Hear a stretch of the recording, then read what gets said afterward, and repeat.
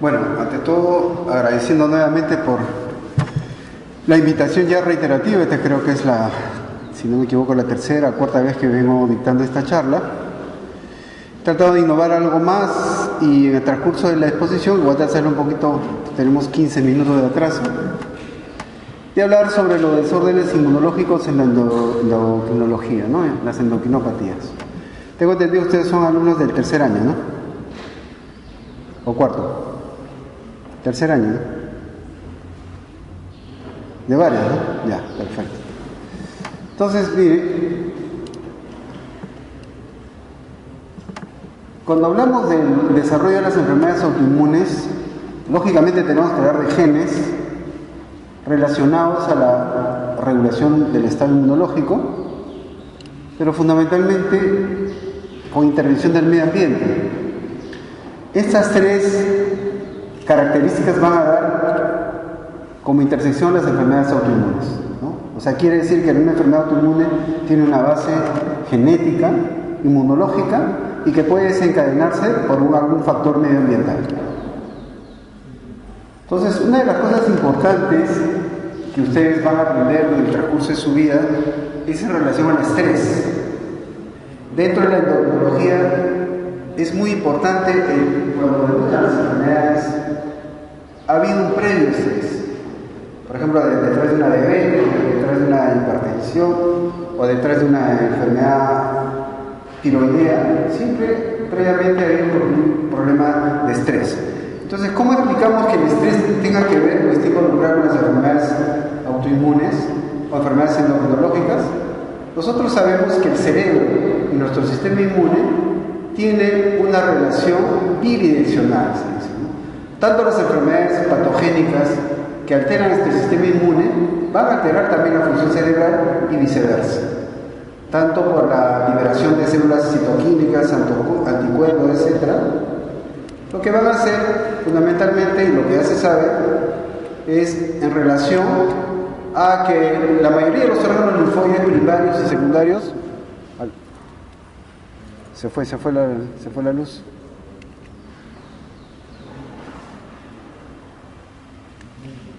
Sí, ahora sí. Están inervados por fibras nerviosas noradrenérgicas postganglionares, ¿no? Y una de las cosas importantes es que las células linfoides están boicoteando. Sí. Creo que es la pila.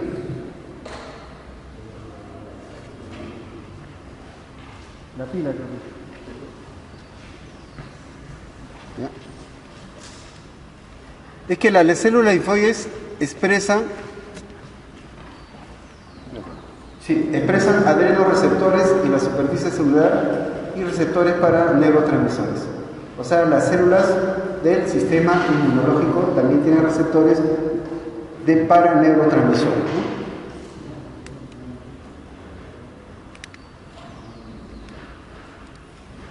Entonces, fíjense, el estrés e inmunidad. Detrás de un estrés van a haber cambios neurofisiológicos y neuroquímicos fundamentalmente. Esto va a hacer que se den una serie de reacciones coordinadas del sistema inmune y del sistema neuroendocrino, fundamentalmente para protección del huésped. Pero cuando esto está alterado por alteraciones que van a hacer que esta respuesta no sea coordinada, se van a dar cambios en la respuesta inmune y van a generar una serie de enfermedades, desde enfermedades psiquiátricas, enfermedades cardiovasculares como la hipertensión y las enfermedades endocrinas. Entre las más principales tenemos la enfermedad de Gray-Basser, la tiroiditis Hashimoto, la diabetes, las enfermedades polioendocrinas múltiples, etc., ¿no? También pueden haber enfermedades gastrointestinales, infecciones y una de las enfermedades importantes, el cáncer, ¿no? Pero nosotros nos vamos a abocar fundamentalmente a lo que son las respuestas o las enfermedades inmunológicas, ¿no? Endocrinológicas.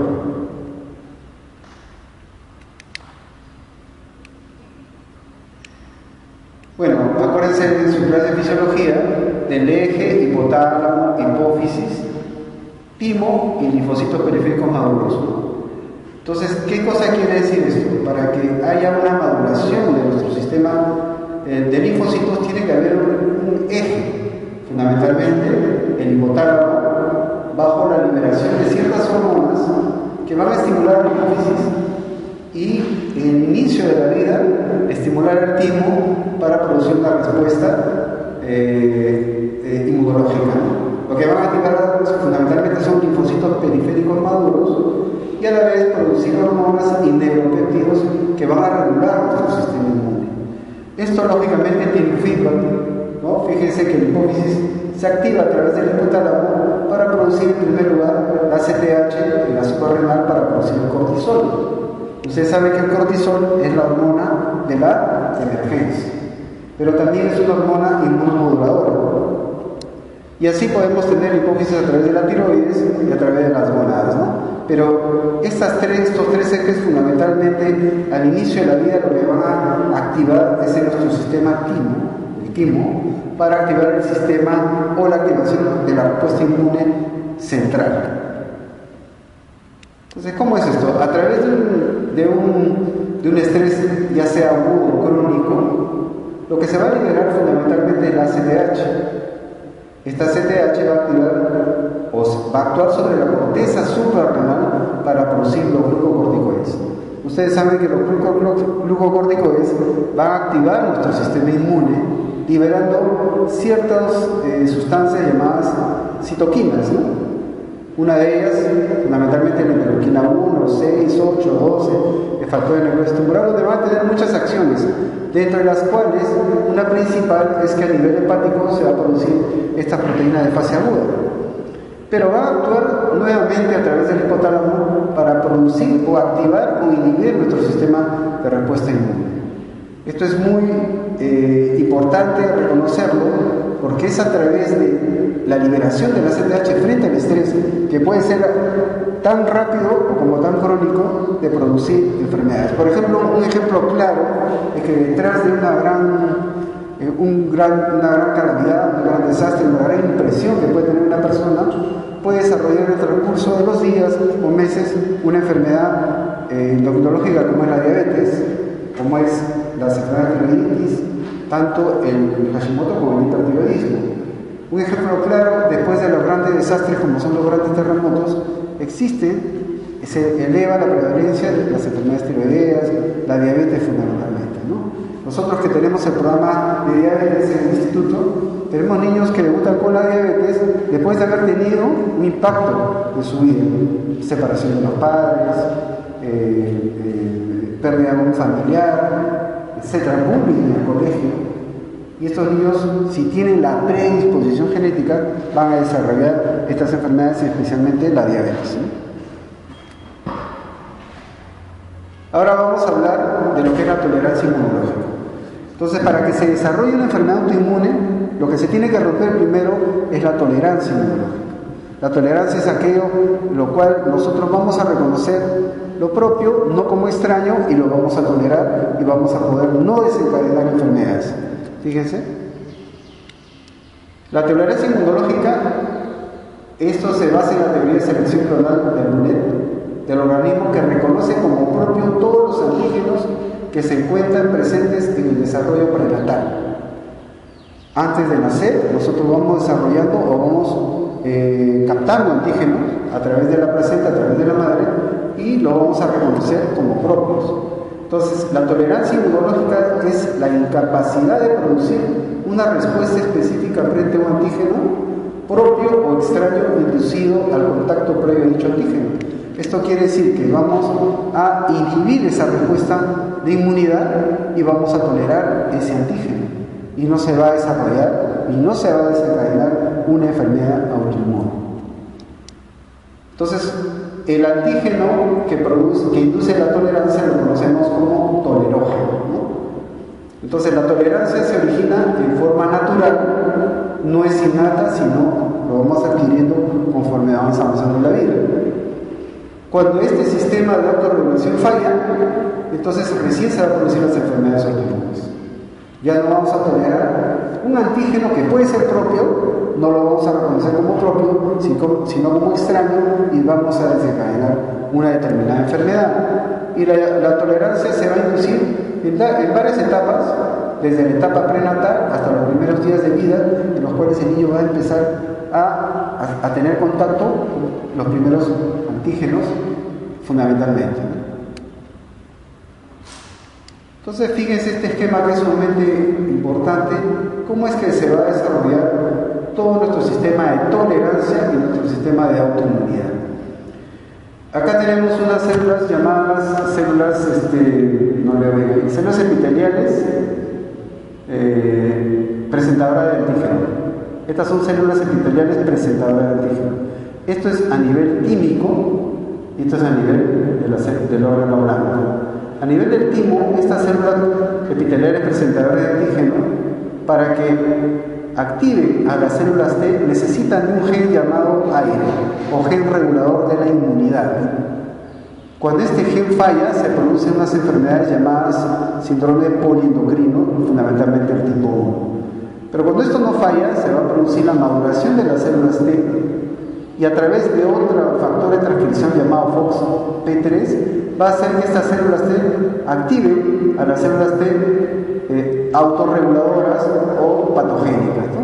Estas son importantes porque a nivel de órgano blanco, si son presentadas por las células presentadoras de antígenos, fundamentalmente los macrófagos, bajo el sistema del HLA, a estas células pueden pasar dos cosas, dependiendo del balance de las células T, tanto reguladoras como inmunomoduladoras.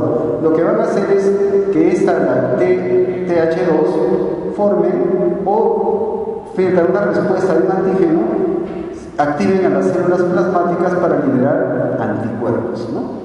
Y estos anticuerpos pueden de frente atacar a una noxa externa o formar los anticuerpos de memoria, ¿no?, frente a la exposición posterior.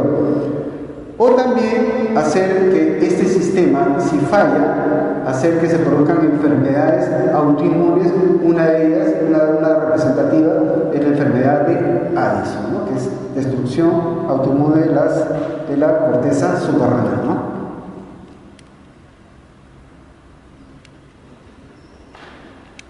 Este es para simplemente recordarles sobre la tolerancia central y la tolerancia periférica.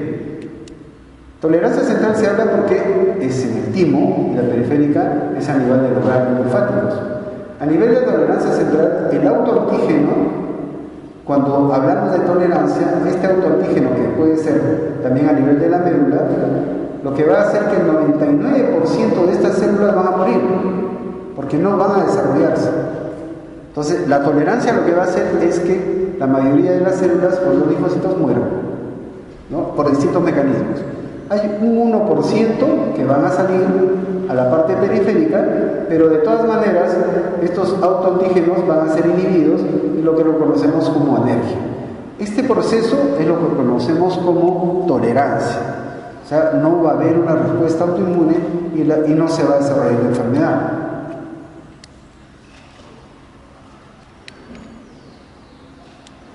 Y no se va a reproducir la respuesta inmune, ¿no? Pero ¿qué pasa si falla este sistema de tolerancia a nivel de los autoantígenos? Lo que va a producirse es que estas células van a vivir, y si viven, lo que se va a producir tanto a nivel periférico son los procesos de que no se va a dar la tolerancia periférica ni la central, y se va a producir la autoinmunidad. Puede fallar a este nivel periférico como a nivel medular o tímico, o a nivel central, ¿no?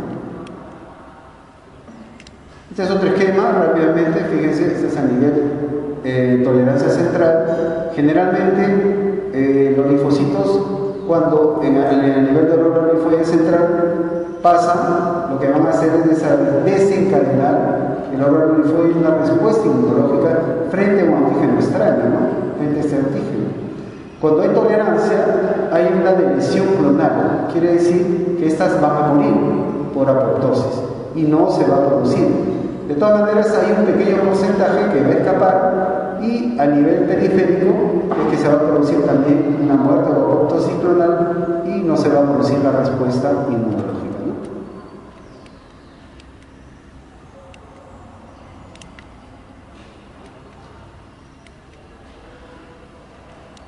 Esta es una tolerancia periférica de los linfocitos T. Estas son las formas como se produce la tolerancia periférica.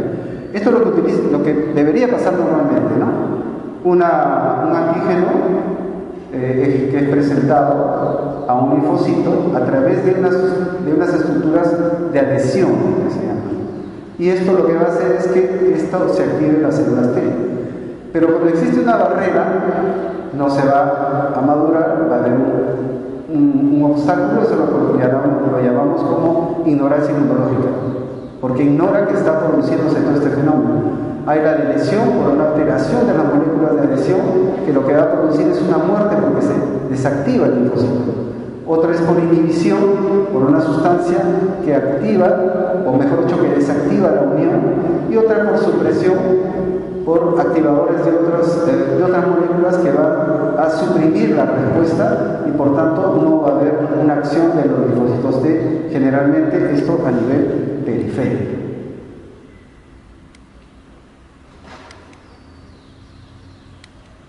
Esto está medio... Y ustedes saben que la principal célula presentadora de antígeno es una célula llamada célula dendríticas, ¿no? Que juega un papel importante en la autoinmunidad.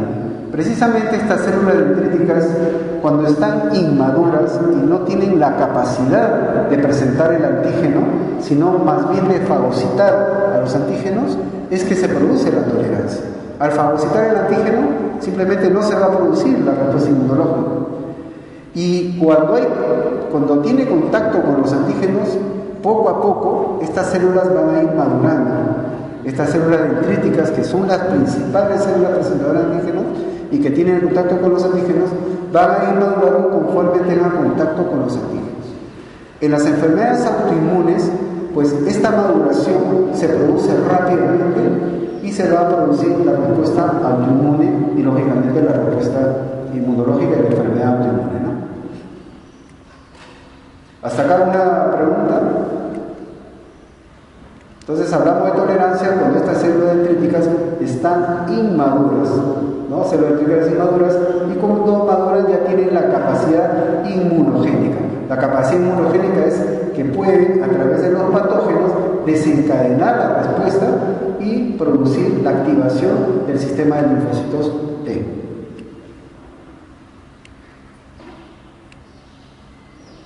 Entonces hablemos de las enfermedades autoinmunes.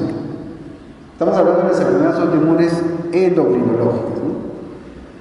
En la actualidad se han descrito alrededor de 80 tipos distintos de enfermedades autoinmunes que afectan aproximadamente al 20% de la población mundial. De acuerdo a la Asociación de Enfermedades Relacionadas con la Inmunidad Americana, ¿no? Existe una susceptibilidad de cada individuo a desarrollar enfermedades autoinmunes, y esto está relacionado fundamentalmente con un factor ambiental y factor genético.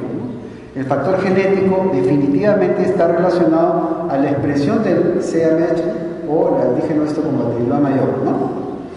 Se plantea que la autoinmunidad es un fenómeno multifactorial donde combinaciones genéticas confieren mayor susceptibilidad a desarrollar enfermedades autoinmunes, donde está relacionado mucho la susceptibilidad propia del individuo como el medio ambiente, ¿no? Antiguamente, hace unos 10 o digamos unos 20 años, no veíamos en la actualidad la cantidad de enfermedad autoinmune de la tiroides que estamos viendo ahora, ¿no? Antes veíamos poco Hashimoto o Gray-Basser en la población pediátrica. Era una población un poquito de los 15 años para arriba. Ahora tenemos muchas enfermedades de la tiroides en población muy joven. Entonces, de todas maneras, tiene que haber un impacto medioambiental que esté acelerando esto, si no, no habría otra explicación. Porque el factor genético tiene que tener una modulación definitivamente con el medio ambiente. Ustedes son lo que nosotros conocemos como los futuros médicos, que van a ver mucho de estas enfermedades autoinmunes relacionadas a la obesidad. La obesidad es un proceso inflamatorio, como lo vamos a ver, donde el cual la persona que está obesa está predispuesta a tener muchas enfermedades. Y ustedes saben que la obesidad en este momento está considerada como una epidemia mundial, fundamentalmente la obesidad infantil. Entonces, hablemos de factores de autoinmunidad. El principal factor de autoinmunidad es la herencia de genes susceptibles, ¿no? y dentro de los cuales está el HLA, lo que será responsable de la pérdida de la autotolerancia y además de factores medioambientales desencadenantes como infecciones que pueden activar linfocitos T autorreactivos, ¿no? Dentro de los factores medioambientales, ¿cuál creen ustedes que puede ser? ¿Quién me dice uno? Uno que es bien común. Por ahí lo escuché. También los alimentos, la alimentación, la polución, el medio ambiente, pero los virus, ¿no? Entonces, hay muchos virus que están siendo estudiados como causa, fundamentalmente, de la diabetes tipo 1. El virus Coxsackie-B47 es uno de ellos que se ha estudiado mucho y se ha encontrado que existe sí una relación directa sobre la génesis o la patogénesis de la diabetes tipo 1. Entonces, hay predisposiciones genéticas y la principal predisposición genética para las endocrinopatías es el antígeno de histocompatibilidad y el gen aire que habíamos hablado al comienzo, el gen de la regulación de la inmunidad. Luego hay otros factores que tendrán que ver con otras enfermedades y los factores externos son las infecciones, dentro de las cuales están las enfermedades virales. Una bien reconocida es la rubiola congénita, por ejemplo, que es la que produce, y ya sabemos que es la que produce la diabetes, una de la diabetes tipo 1, ¿no? Eso está demostrado, pero no todos tienen rubiola congénita, ¿no? Entonces hay otros virus en los cuales se sigue estudiando, como es el virus Coxsackie, los rinovirus, los adenovirus, ¿no? Y están relacionados al desencadenamiento de estas enfermedades como es la diabetes tipo 1. Este es el gen aire, ¿no? Gen regulador de la inmunidad. Está compuesto por 21 aminoácidos, 545 aminoácidos, y está ubicado el cromosoma 21 en el brazo corto, en la región 22.3, ¿no? Es el regulador transcripcional de antígenos tisulares periféricos fundamentalmente, ¿no? Se expresa en células medulares del timo. Ahí se expresa fundamentalmente, pero también se encuentra expresado en los ganglios linfáticos, en el vaso, en la médula ósea, en la glándula suprarrenal, en el hígado, en las células sanguíneas. Por eso es que puede una persona tener estas enfermedades y padecer de muchas enfermedades endocrinológicas en distintos órganos, ¿no? El efecto induce la aparición de una enfermedad autoinmune cuando se daña el gen aire llamado APC, que significa enfermedad poliendocrina autoinmune caracterizada por candidiasis y distrofia ectodérmica, ¿no? Ahora vamos a ver un caso de esos. Esto es importante acordarse. El gen aire, cuando se expresa normalmente, lo que va a producir es la desregulación o la inactivación de los linfocitos T citotóxicos, CD4, CD8, ¿no? Y lo que se va a producir a nivel periférico, a nivel linfático, es la no activación de los linfocitos. En cambio, cuando el gen aire está alterado, ya esto le llamamos aire negativo, positivo y negativo, entonces se va a activar todo el sistema de autoinmunidad o inmunológico y se va a producir una enfermedad inmunitaria o autoinmune, ¿no? Un desencadenamiento inmunitario a través de un antígeno para producir las células plasmáticas o a través de un órgano blanco que los anticuerpos van a dañar el órgano blanco a través de estos linfocitos y producir una enfermedad autoinmune.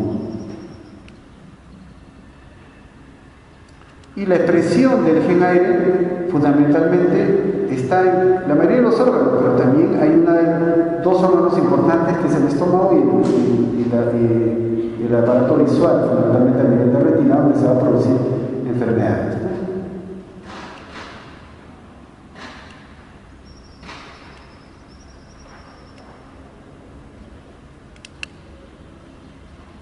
Bueno, esto es simplemente para ver la expresión de los genes estratímicos de las células epiteliales de la médula típica del gen aire, ¿no? Miren la cantidad de órganos que pueden estar involucrados en el desarrollo de estas enfermedades que tienen alteración de este gen.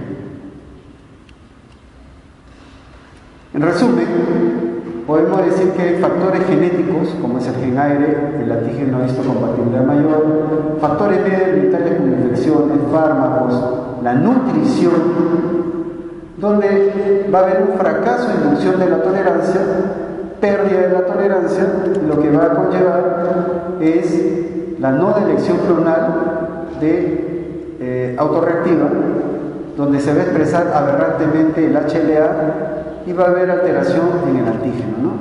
Esto va a llevar una liberación masiva de citoquinas, déficit de la función supresora y se va a desarrollar la autoinmunidad específica de un órgano blanco o específica de un sistema, ¿no? A través de mecanismos efectores, por ejemplo, de la célula natural killer, de los linfocitos T, citotóxicos produciendo citoquina, o a través de los linfocitos B para producir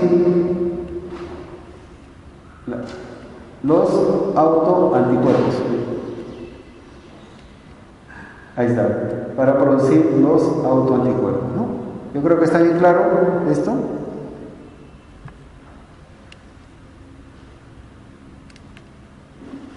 Hablemos ahora sobre el síndrome poliglandular autoinmune. Entonces, fíjense.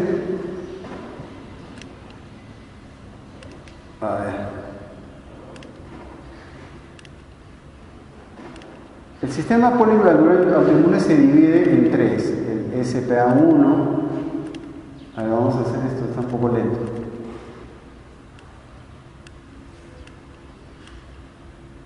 SPA2 y el SPA3, ¿no? El SPA1 abarca todo más la candidiasis crónica, el SPA2 abarca enfermedades autoinmunes, diabetes, enfermedad tiroidea, insuficiencia suprarrenal y hipoparatiroidismo, y el SPA3, estas de acá, enfermedad tiroidea, diabetes y enfermedades autoinmunes, ¿no? Entonces, estas enfermedades pueden aparecer en cualquier momento de la vida. Cada etapa de la vida tiene sus características en la etapa infantil, en la adolescencia y en el adulto, ¿no? Como vamos a ver. Entonces, eso quiere decir que dentro de un paciente pueden existir muchas enfermedades inmunológicas. De tipo endocrinológica, sí. Y estas son las llamadas enfermedades polendocrinas múltiples, ¿no?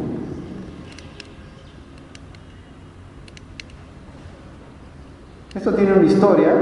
En 1849, Addison describió la asociación de anemia perniciosa con insuficiencia suprarrenal primaria. Luego se describen varias enfermedades de base autoinmune, ¿no? Schmidt, en 1929, describió la necrosia de 2 pacientes con insuficiencia suprarrenal, donde se aprecia infiltración linfocitaria destructiva de la glándula tiroides y suprarrenal, ¿no? Él lo denominó a esta enfermedad de 2 glándulas. Fíjese en estos años, ¿no? Luego, a través de los años, se va describiendo la asociación del hipoparatiroidismo y la candidiasis cutánea. En el 46, la asociación de enfermedades como insuficiencia suprarrenal idiopática, y en los 80 se introdujo el término síndrome poliglandular autoinmune, ¿no? Para describir la asociación de insuficiencia suprarrenal primaria, tiroidopatía autoinmunitaria, candidiasis crónica mucocutánea, ¿no? Ahora, esto no es muy común en pediatría, ¿no? Yo soy endocrinólogo pediatra, hemos tenido algunos casos, pero no es lo común, ¿no? Esto se ve más en población adulta. Desde ese momento quedaron definidos 2 tipos fundamentales de síndrome poliglandular: el tipo 1, enfermedad de Addison con hipoparatiroidismo, y el tipo 2, insuficiencia suprarrenal con diabetes tipo 1 y enfermedad tiroidea, ¿no? Los síndromes poliglandulares se producen como consecuencia de la pérdida de la inmunotolerancia que habíamos hablado frente a propias proteínas que actúan como antígenos, ¿no? Entonces, por ejemplo, uno típico de la tiroides Hashimoto, las células o las estructuras que tienen que ver con la síntesis de las hormonas tiroideas, como una enzima, la tiroperoxidasa o la tiroglobulina, se comportan como antígenos, ¿no? Y producen una reacción inmunitaria. Entonces, la hipótesis: pérdida de la capacidad de supresión de las clonas autorreactivas, presencia de antígeno extraño al organismo y liberación de antígenos habitualmente no accesibles al sistema inmunitario, ¿no? Todos estos van a desarrollar la pérdida de la autorregulación o de la tolerancia. Ahora, fíjense, los poliglandulares autoinmunes se definen como la falla autoinmune de al menos 2 glándulas, ¿no? La asociación que no es al azar, sino en patrones repetidos, lo que llevó en 1980 a clasificar en 4 tipos de síndromes. Acá ¿no? Esto es, por ejemplo, la 1, candidiasis crónica, hipoparatiroidismo crónico, y la insuficiencia suprarrenal, al menos 2 presentes, ¿no? No siempre van a estar juntas. La 2, insuficiencia suprarrenal, enfermedad autoinmune de la tiroides o diabetes tipo 1, ¿no? Pero la insuficiencia suprarrenal siempre debe estar presente. Y la 3, la enfermedad autoinmune y otras enfermedades autoinmunes, pero no tienen insuficiencia suprarrenal. Y la 4, 2 o más enfermedades autoinmunes que no clasifiquen en otros tipos. Esta no está clasificada dentro de lo que les presenté hace un rato, fundamentalmente estas 3, ¿no?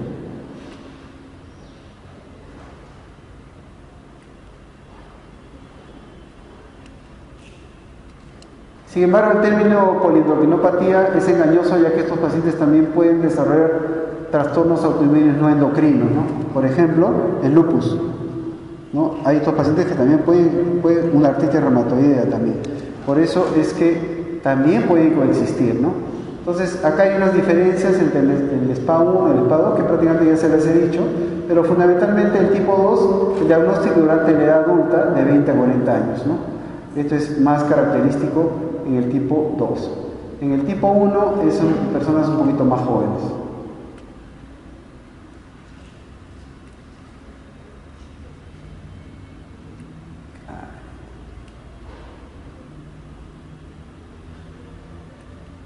Esta es la patogénesis del síndrome poliendocrino, fíjense.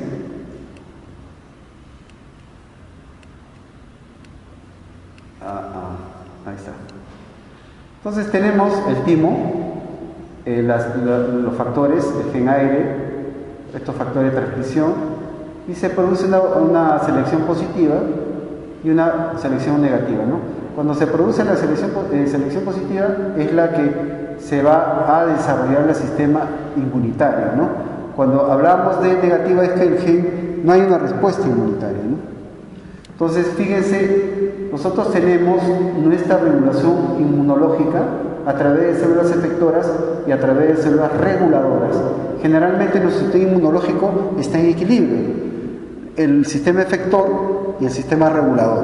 Siempre estamos en equilibrio. Si el efector empieza a trabajar demasiado, nuestro sistema regulador va a hacer que lo regule, para la redundancia, para que no se desarrolle este efecto más importante, ¿no? Pero cuando se pierde el equilibrio a través de la parte efectora por las células autorreactivas, es que se pierde este sistema de inmunidad equilibrado y se va produciendo una autorreactividad en diferentes órganos, ¿no? Como en la tiroides, en el páncreas, en la suprarrenal y a nivel intestinal, y eso es la patogenia de los síndromes poliendocrinos, ¿no? ¿Ya está?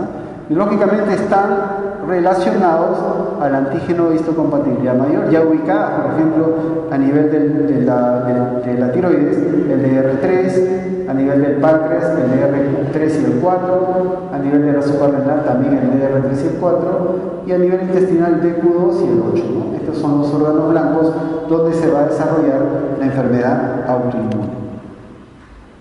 Y fíjense que también hay diferentes órganos, pero fundamentalmente tenemos la tiroides, después la suprarrenal, ovario, pero hay otros órganos también que pueden estar involucrados y desarrollar una enfermedad, pero ya no ser una enfermedad endocrinológica, sino ya un desarrollo más multisistémico, ¿no?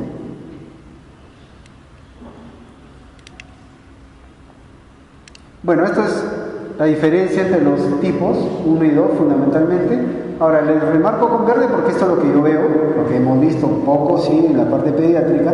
Por ejemplo, el tipo 1, incidencia es menos de 1 por 1.000.000, sexo generalmente más es el femenino, generalmente las enfermedades autoinmunes de predominancia es femenino, ¿no? Por ejemplo, la enfermedad de Hashimoto es 10 a 1 en relación al varón, ¿no? Es más alta en las mujeres, muy prevalente en las mujeres.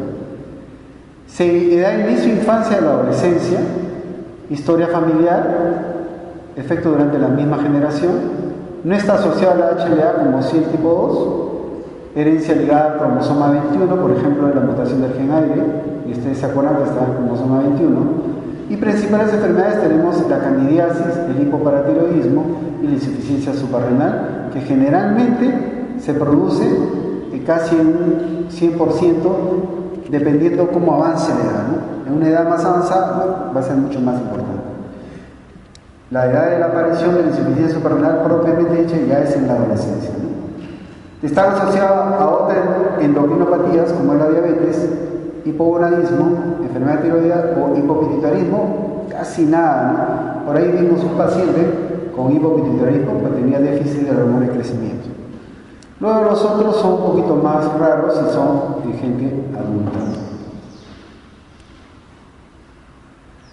¿Qué anticuerpos son los que, anticuerpos en el síndrome de polideuclinia y las manifestaciones clínicas? Acá está, tenemos varias, ¿no? Por ejemplo, el autoantígeno aromático descarboxilasa puede generar hepatitis. Esa es una enfermedad no endocrinológica, pero que sin embargo puede coexistir, ¿no?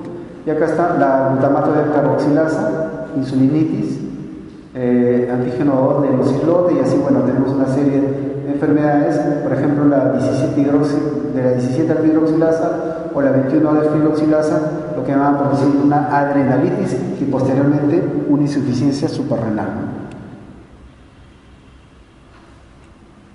Fíjense este caso.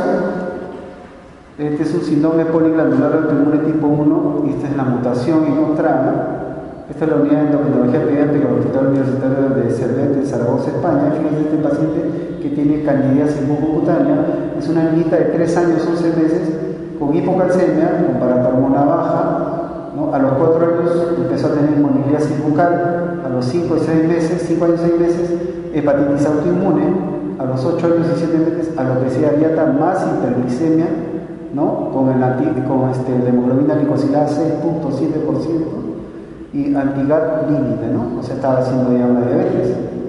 El diagnóstico, mutación del gen AIRE. Esta es la mutación que se encontró y a los 13 años desarrolló la insuficiencia suprarrenal. Esta es de un tipo 1, ¿no? Fíjense la alopecia areata de esta niña. Y esta es la otra de la candidiasis mucocutánea, ¿no? Esa naturaleza que puede llegar hasta el esófago, inclusive. Este es otro caso, síndrome poliglandular autoinmune, candidiasis mucocutánea, distrofia ectodérmica. Habíamos hablado al comienzo, ¿se acuerdan de ese síndrome de SPED? ¿No? Fíjense la distrofia ectodérmica.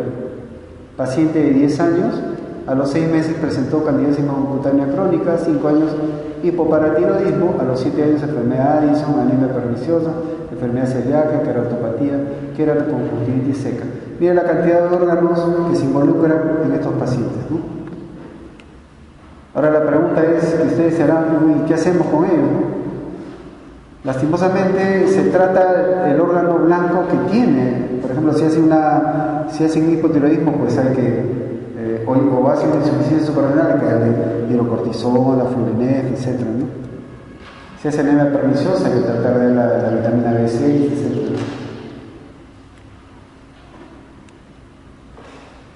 Esta es la forma de presentar del APS1, fíjense, el hipoparatinoidismo, la candidiasis crónica y la enfermedad de Addison, ¿no? Como en la enfermedad de Addison se presenta fundamentalmente más en pico en la etapa de la adolescencia, ¿no? El hipoparatiroidismo generalmente está presente a menos edad y la candidiasis crónica es la que aparece de etapas más tempranas, ¿no? Y luego tiene un pico y luego va a descender. Esto también, la hipoplasia típica del trasplante del APS1, que es una especie de desgaste que tienen estos niños, fundamentalmente en casi toda la dentadura. Hacen una hipoplasia severa de esmalte y la pérdida de la estructura normal que van a tener, ¿no? ¿Cómo debemos evaluar o escanear a estos pacientes? A través de test funcionales, midiendo las hormonas, desde las hormonas tiroideas, el cortisol, glucosa, LH, FSH, ¿no? Test de ACTH con cortisol, la paratormona intacta, electrolitos, hemograma, bioquímica, medir todos los anticuerpos que hemos venido hablando, o llegar hasta estudios moleculares, ¿no? Nosotros mandamos a Brasil para hacer estos estudios moleculares a través de empresas, ¿no? En el Perú que hacen que pues, se puedan hacer esto, porque acá todavía no tenemos la tecnología para medir estos, lo más sofisticado, ¿no? Y fíjense esta enfermedad autoinmune de la tiroides. Este es un niño del hospital que llega, fíjense, es un niño, piel sudorosa, adelgazado, óseo, ¿no? Estaba en una etapa enfermedad autoinmune de la tiroides, y fíjense la histopatología en una tiroiditis Hashimoto. Y estas son las enfermedades de la tiroides. Tenemos la de Hashimoto y enfermedad de Graves-Bassett, ¿no? Vamos rápido avanzando porque veo que están cansados. Dentro de las enfermedades autoinmunes de la tiroides, antiguamente, yo cuando era residente de endocrinología, veíamos Hashimoto y Graves-Bassett separados, ¿no? Este es un Hashimoto y este es un Graves, definitivamente. Cada uno tenía su evolución típica, característica. Ahora, en el 2018, tenemos pacientes que empiezan como un Hashimoto y pasan a un Graves, o al revés. Empiezan con un Graves y luego terminan con un Hashimoto, y así están. Y ahora se le denomina enfermedad autoinmune de la tiroides. Y cuando hay pacientes que tienen las condiciones, por ejemplo, los niños Down, que tienen un trastorno inmunitario de fondo, también vemos en ellos más característicamente este fenómeno, ¿no? Donde el estrés va a estar relacionado fundamentalmente en la enfermedad de Graves. Es menos común en la enfermedad de Hashimoto, no quiere decir que no exista, pero sí está relacionado a menos estrés. Pero el hipertiroidismo sí está más relacionado al estrés, ¿no? Ahí está, fíjense, esta es una niñita con bocio, ¿no? Tiroiditis Hashimoto. Esto rápidamente cómo se forman las hormonas tiroideas, ustedes ya se acuerdan de esto, están llevado. Y los principales antígenos está el TPO, la tiroperoxidasa, y la tiroglobulina. Ahí se va a generar, a través del estrés oxidativo, una proliferación, una activación del sistema de autoinmunidad y desarrollo de enfermedades. Pero también, en este esquema, también el estrés oxidativo puede dañar el núcleo y formar en esta base inmunitaria células que van a producir nódulo o cáncer de tiroides. Por eso es bien característico, detrás de un Hashimoto, siempre buscar nódulos con ecografía, y si hay nódulos, biopsiarlos, porque existe una relación con las neoplasias. No es muy frecuente, pero hay. O con el bocio multinodular también, ¿no? Bueno, esto es simplemente cómo es que se va a producir en el Hashimoto la activación y muerte de las células por destrucción de las células tímicas, ¿no? Ya sea por activación de anticuerpos, autoanticuerpos o anticuerpos extraños, y lo que va a producirse es una apoptosis de la célula de la tiroides, de los tirocitos, ¿no? Esto es, también puede ser por activación de las células T, y lo que va a producir es llamado un suicidio de los linfocitos, de los tirocitos, ¿no? Es característico ver que estos pacientes en la ecografía hay un deterioro de la estructura del parénquima tiroideo porque se va destruyendo, y lo que va a llegar al final es una atrofia o una hipotrofia de esta glándula, ¿no? Ay, acá me pasé. ¿Cómo es la diferencia entre una tiroiditis Hashimoto y una enfermedad de Graves-Bassett? Tienen unas diferencias inmunológicas, y una de las características es la infiltración linfocitaria mucho mayor en la tiroiditis Hashimoto y apoptosis del tirocito, ¿no? Cosa que es mucho menor en la enfermedad de Graves-Bassett. Ahora, la pregunta es, ¿cómo se maneja todo esto en los pacientes que pasan de una a otra enfermedad? Difícil de contestarlo, ¿no? En ese momento lo que vamos a encontrar nosotros es los anticuerpos elevados, pero como de un Hashimoto puede pasar rápidamente a un Graves-Bassett, ¿no? Y eso hemos visto en pacientes. Y bueno, esto es la asociación del HLA como protectores, por ejemplo, en la diabetes, la ER2, y la enfermedad de Graves-Bassett o la ER7. En el Perú, nuestro país representa más o menos el 0.1% o 0.1% de la prevalencia de diabetes en el Perú, tipo 1. ¿Quiénes tienen más? Los países nórdicos, ¿no? Finlandia, Noruega, Suecia, Portugal, la isla de Cerdeña, que ellos tienen de 40 a 60 casos por 100.000 habitantes. Nosotros tenemos 0.1 por 100.000 habitantes. Venezuela es mucho menor todavía, 0.06 si no me equivoco, ¿no? Y ustedes podrían pensar por qué nosotros no tenemos tanta enfermedad de la diabetes como así lo tienen en Finlandia, por ejemplo. Porque nuestra población latinoamericana es una población multigenética, ¿no? Somos una mezcla de razas. Y esa mezcla de razas lo que hace es producir genes protectores frente a una serie de enfermedades que pueda traer cada raza. En cambio, los países nórdicos, supuestamente que son poblaciones más homogéneas, por eso es que ellos pueden tener enfermedades más características propiamente de ellos, ¿no? Bueno, fíjense estos casos, previamente les estaba enseñando cómo es la fisiopatología de la oftalmopatía de la enfermedad de Graves, fíjense. Esto de acá es no solamente la retracción de los párpados, sino también la salida del globo ocular, ¿no? Porque hay una formación de mucopolisacáridos detrás del globo ocular y hace que se protruya, ¿no? En cambio, fíjense acá, lo que hay es una retracción del párpado. Esto no es un exoftalmo, a diferencia de esto, ¿no? En pediatría es muy poco exoftalmo que vemos, eso se ve más en gente adulta. Y esta es una tiroides de Hashimoto típica en la primera etapa de bocio.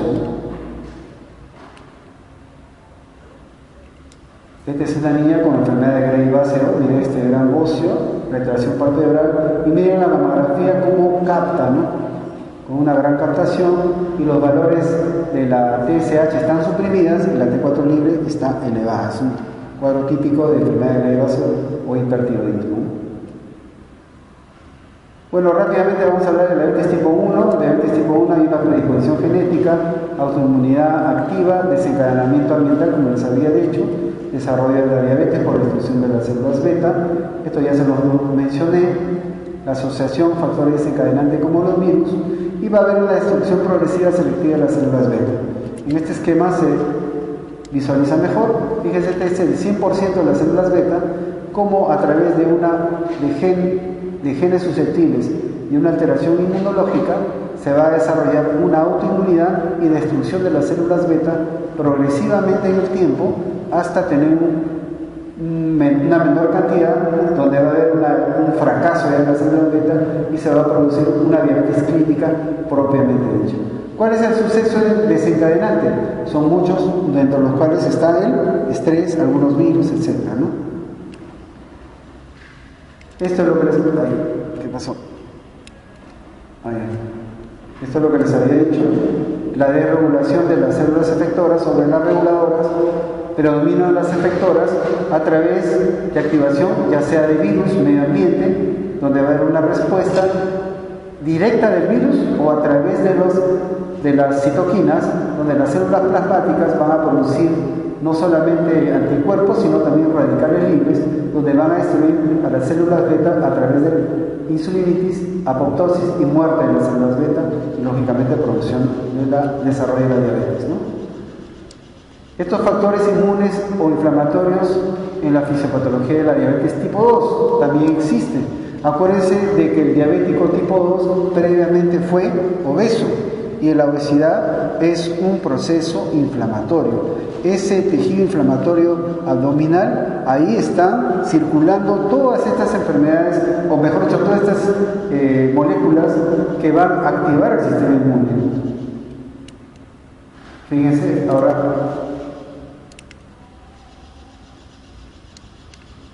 acá en este esquema se explica mejor. Fíjense, la proteína C reactiva está en los pacientes sujetos diabéticos más alto que los no diabéticos, y la interleuquina 6 también. Fíjense. Entonces, el tejido adiposo es el órgano endocrino más importante, diría yo. El tejido adiposo genera dos hormonas importantes, una es la leptina y la otra es la adiponectina. ¿Qué hacen eso? Regulan a nivel cerebral el control del apetito, y a nivel del músculo y del hígado regulan la sensibilidad a la insulina.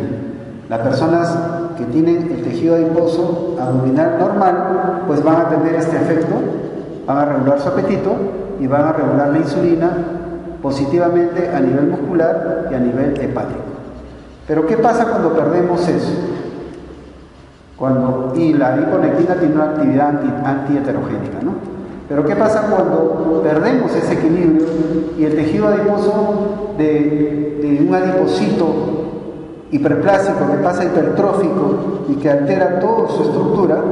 Lo que va a desarrollar más bien son moléculas inflamatorias, de las cuales están las citoquinas o adipocitoquinas también llamadas, ¿no? Fíjense todas las que van a estar involucradas. El angiotensinógeno para desarrollar hipertensión, y fíjense estas principales, ¿no? El factor de necrosis tumoral alfa, la interleuquina 6, la resistina, no me acuerdo, lo que van a producir fundamentalmente estas sustancias citoquinas, y hay muchas más, lo que van a hacer es todo lo contrario a lo que hacía la adiponectina. Van a disminuir la sensibilidad a la insulina, tanto a nivel muscular como hepático, y lo que van a desencadenar es resistencia a la insulina y la diabetes, ¿no? También hipertensión y fibrinolisis. Entonces, ¿cuándo se produce esto? Cuando se produce una desregulación del tejido adiposo. Esto es todo un capítulo, esto es hablar de toda una exposición acerca de la acción del tejido adiposo como regulador hormonal, inflamatorio, inmunológico, inclusive en determinadas circunstancias, ¿no?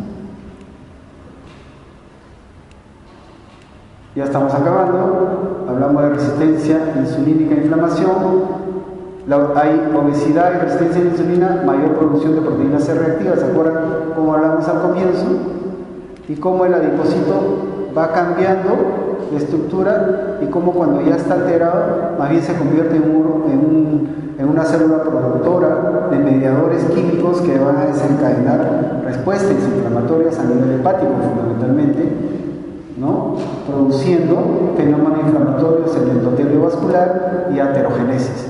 Activan el complemento, aumentan la adhesión tisular, aumentan el factor activador de inflamación, aumentan la quimioatracción de linfocitos, y esto va a producir, miren, estimulación de liberación de citoquinas, disminución del óxido nítrico. Acuérdense que el óxido nítrico es el principal vasodilatador, ¿no? Entonces, si no hay vasodilatación, ¿qué va a haber? Resistencia periférica, ¿no? Y eso genera, ¿qué? Hipertensión. Mayor captura de LDL por los macrófagos endoteliales, y acuérdense que el LDL es el llamado colesterol malo que va a lesionar la pared del endotelio y formar el futuro ateroma, ¿no? Aumenta la expresión de receptores para el angiotensino tipo 2, y esto va a generar ¿qué? Mayor vasoconstricción. Y todo esto lo que va a generar son enfermedades inflamatorias, diabetes, hipertensión, inclusive infarto, e inclusive posteriormente cáncer inclusive. Bueno, ya acá creo que acá acabamos, si no me equivoco. No, acá está importante. Entonces, miren, cambios de inmunidad e inflamación con el tratamiento. Cuando una persona pierde peso y hace ejercicio, miren todo lo que baja. La interleuquina 6, el PCR, factores de adhesión molecular, etc., ¿no? Estos son importantes, los factores de adhesión molecular disminuyen. Y a través de cardioprotectores como la estatina, fibrato, inhibidores de ECA, el ácido salicílico, también disminuyen estos factores, ¿no? Pero fundamentalmente el cambio del estilo de vida y el ejercicio son más importantes, ¿no?